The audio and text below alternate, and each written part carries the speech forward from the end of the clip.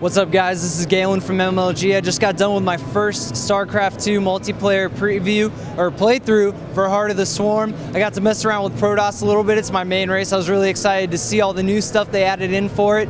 We got lots of new units, I think 4 new units in total. We got a new unit out of the robotics facility called the Replicant. It's got a really quick build time and it's not an attacking unit at all, doesn't have any attacks, but what it can do is it can copy another unit, gain all of its abilities, and do damage. So in a pinch, if you need to grab an extra sentry with full energy or you need an extra immortal to bust a tank line or tank some damage, you can do that.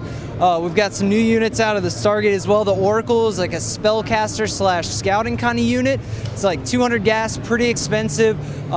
It's got some really cool abilities though. It's got 3 different abilities. You can use phase shift, which takes a target structure and completely removes it. Doesn't allow it to take any damage, doesn't allow it to upgrade, provide tech or power.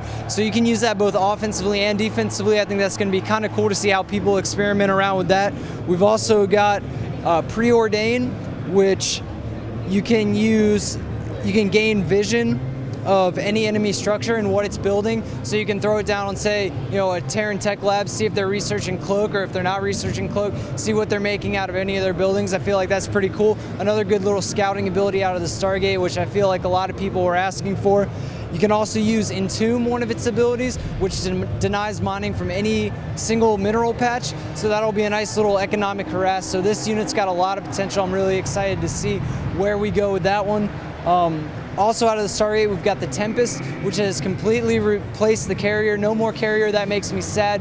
Carrier, one of my favorite units of all time in StarCraft, but this thing is a monster. It's got a huge AoE effect against air targets, so swarms of Mutalisks, swarms of Vikings, gonna get eaten up really quick by this thing. It's also got a pretty powerful single target ground attack, so the new capital ship is very, very nice.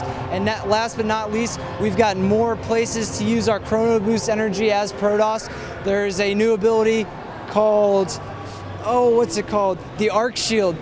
It adds a little defensive cannon type thing on top of any structure, on top of a pylon, on top of a nexus, even on top of a photon cannon. So it's a nice little snap defense kind of thing you can use if you got a little extra energy. And also the recall has been moved to the nexus. The mothership is gone as well. You can now recall your army for 75 nexus energy to any target nexus. So I'm really excited to see how all these changes start to play out. Everything looks pretty cool so far. The Replicant seemed a little weird. It was 200 gas just to copy a unit, but we'll have to see. I'm sure there's a lot of potential there. So that's it for the Protoss preview. I'll be bringing you guys some Terran and Zerg previews as we move along here all weekend at Blizzcon.